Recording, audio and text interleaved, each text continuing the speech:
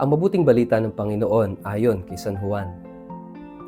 Sa paglalakad ni Jesus, nakita niya ang isang lalaking bulag mula pa ng ipanganak. Tinanong siya ng kanyang mga alagad, "Guro, sino po ang nagkasala at ipinanganak na bulag ang lalaking ito? Siya ba o ang kanyang mga magulang?" Sumagot si Jesus, "Ipinanganak siyang bulag hindi dahil sa nagkasala siya o ang kanyang mga magulang, kundi upang mahayag ang kapangyarihan ng Diyos sa pamamagitan niya. Kailangang gawin natin ang mga ipinapagawa ng nagsugo sa akin habang may araw pa.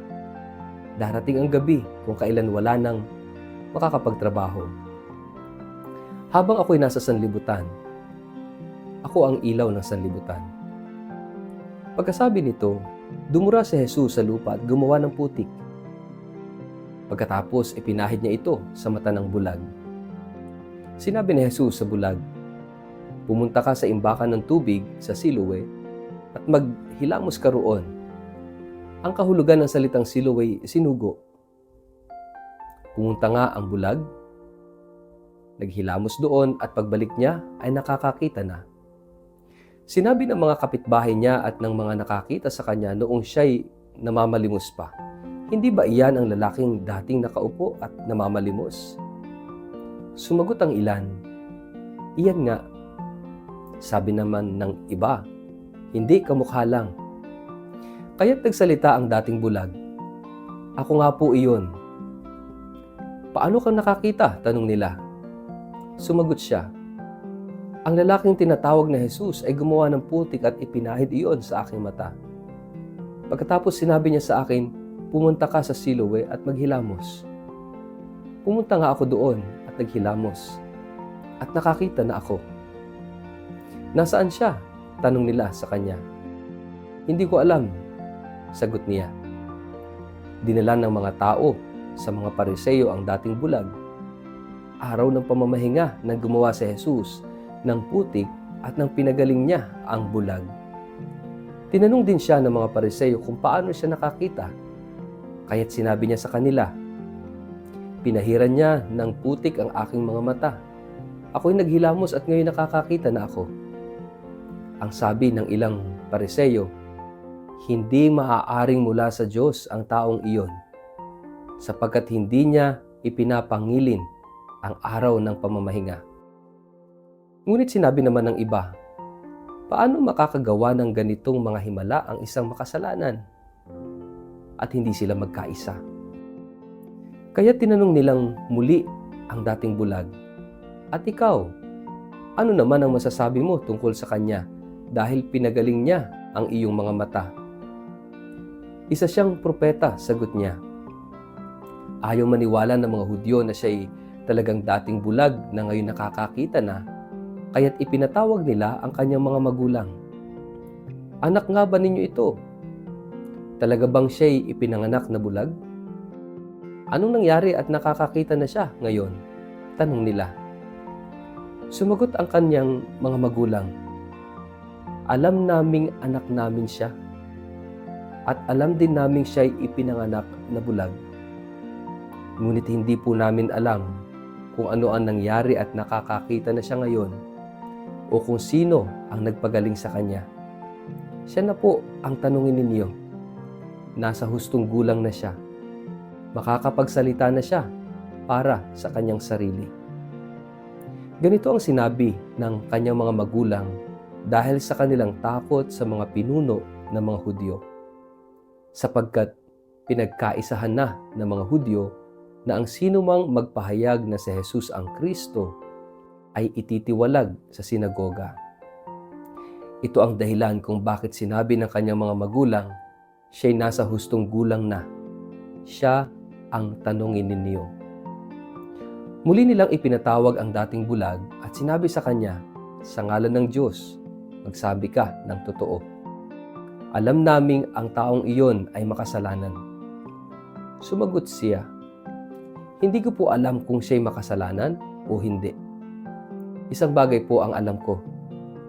Ako'y dating bulag, subalit ngayon nakakakita na." "Ano ang ginawa niya sa iyo?"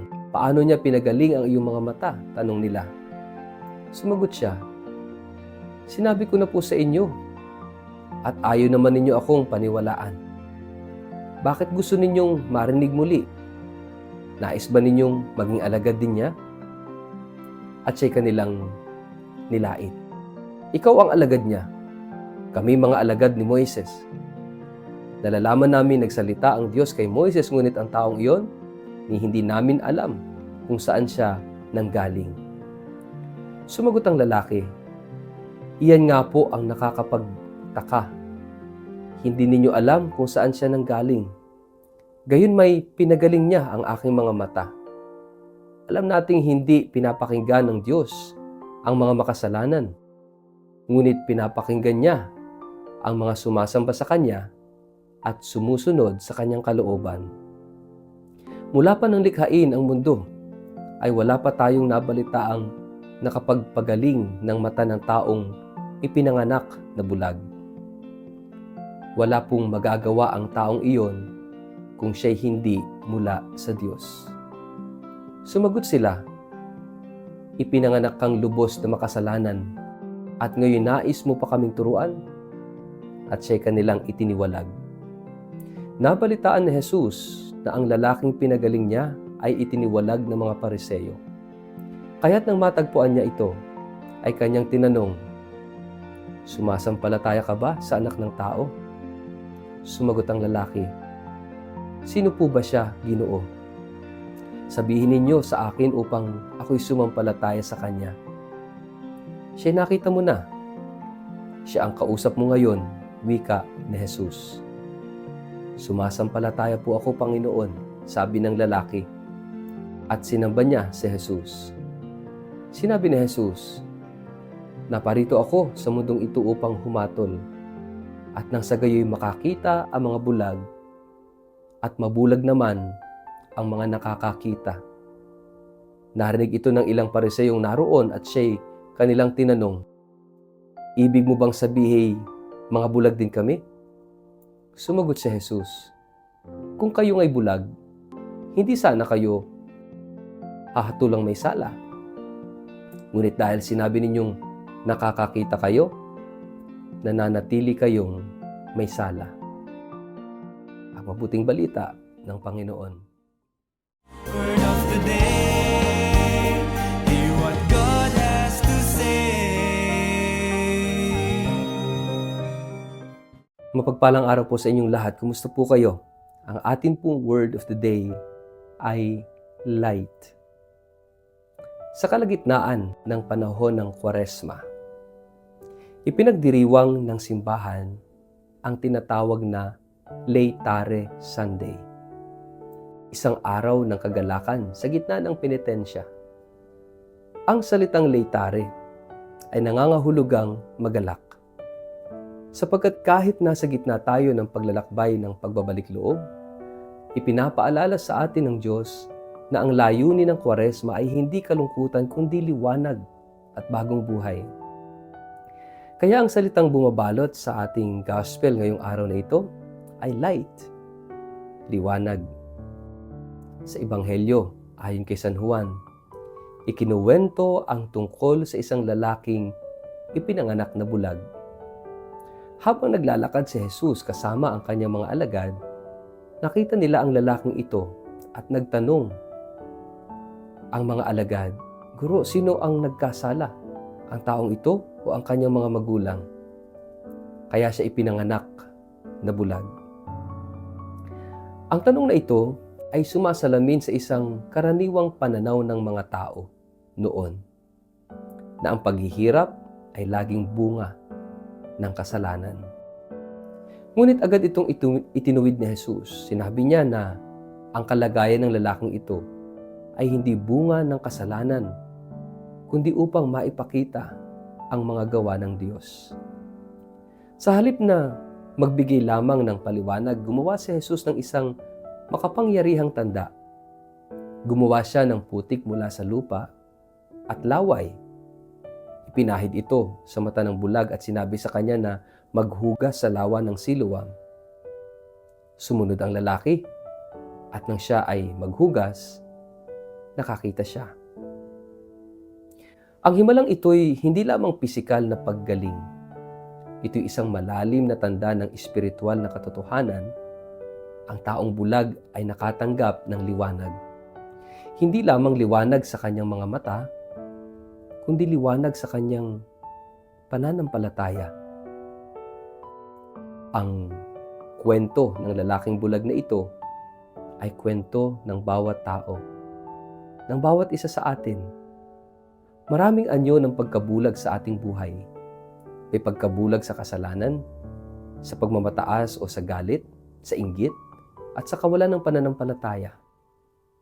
Minsan, hindi natin nakikita ang katotohanan dahil ang ating puso ay natatakpan ng mga pansariling interes o ng takot. Ang Kwaresma ay panahon ng paghilom ng ating espiritual na pagkabulag. Ito'y panahon kung kailan inaanyayahan tayo ni Kristo na lumapit sa Kanya upang buksan ang ating mga mata. Ngunit kapansin-pansin sa kwento na habang ang lalaking dating bulag ay unti-unting nakakakita ng katotohanan, ang mga Pariseo naman ay lalong nagiging bulag. Matapos gumaling ang lalaki, tinanong siya ng mga Pariseo kung paano siya gumaling. Ngunit sa halip na magalak, naghanap sila ng dahilan upang hindi paniwalaan ang himala. Para sa kanila, ang ginawa ni Jesus ay paglabag sa batas ng Sabat. Sa halip na tanggapin ang liwanag, pinili nilang manatili sa kanilang sariling kadiliman, sa kanilang sariling pagtingin. Dito makikita ang isang malalim na katotohanan ng buhay espiritual. May mga taong nakakakita ng katotohanan, ngunit ayaw itong tanggapin. Ang tunay na pagkabulag ay hindi lamang kakulangan ng paningin, kundi kakulangan ng bukas na puso. Ang lalaking dating bulag ay dumaan sa isang proseso ng pananampalataya. Sa simula, tinawag niya si Jesus na isang tao. Nang maglaon, sinabi niyang si Jesus ay isang propeta. At sa huli, nang makita niyang muli si Jesus, siya ay sumamba sa kanya bilang Panginoon. Ito ang paglalakbay ng bawat Kristiyano. Mula sa bahagyang pagkilala kay Kristo hanggang sa buong pananampalataya sa Kanya. Kaya nga, mga kapatid, ang Ebanghelyong ito ay isang paalala na ang pananampalataya ay hindi lamang kaalaman tungkol sa Diyos. Ito'y isang pagbubukas ng mata ng puso sa isang relasyon. Kapag ang liwanag ni Kristo'y pumasok sa ating buhay, nagsisimula tayong makita ang mundo sa ibang pamamaraan. Nakikita natin ang kapwa hindi bilang kaaway, kundi bilang kapatid. Nakikita natin ang paghihirap hindi bilang walang saysay, kundi bilang pagkakataon para sa biyaya ng Diyos. Ito rin ang dahilan kung bakit ang Laetare Sunday ay araw ng kagalakan. Sapagkat kahit sa gitna ng ating kahinaan, ang liwanag ni Kristo'y patuloy na sumisikat sa ating buhay. Sa huli ng Ebanghelyo, sinabi ni Jesus ang isang nakapupukaw na pahayag. Napunta ako sa mundong ito upang ang mga hindi nakakakita ay makakita at ang mga nakakakita ay maging bulag. Ang ibig sabihin nito ay ang mga taong handang umamin sa kanilang kahinaan ay makatatanggap ng liwanag ng Diyos. Ngunit ang mga taong iniisip na alam na nila ang lahat ay maaaring manatiling bulag sa katotohanan. Ang Kwaresma ay panahon upang tanungin ang ating mga sarili. Saan ba tayo bulag? Ano ang mga bagay sa ating buhay na hindi pa natin nakikita dahil sa ating pagmamataas, dahil sa ating takot, o dahil sa ating kasalanan? Ang mabuting balita'y ito. Si Kristo'y patuloy na lumalapit sa atin upang buksan ang ating mga mata. Ang kanyang liwanag ay hindi kailanman nawawala. Ang kailangan lamang ay ang ating kahandaang lumapit sa Kanya at hayaang baguhin niya ang ating paningin. Sa paglalakbay natin patungo sa Pasko ng pagkabuhay, ang liwanag ni Kristo ang magdadala sa atin mula sa dilim patungo sa bagong buhay. Mga kapatid, tayo sama-samang magnilay. Ano ang mga bahagi ng ating buhay kung saan kailangan nating hayaan si Kristo na buksan ang ating mga mata upang makita natin ang katotohanan? Sa ngalan ng Ama at ng Anak at ng Espiritu Santo. Amen. Panginoong Hesus, Ikaw ang liwanag ng mundo.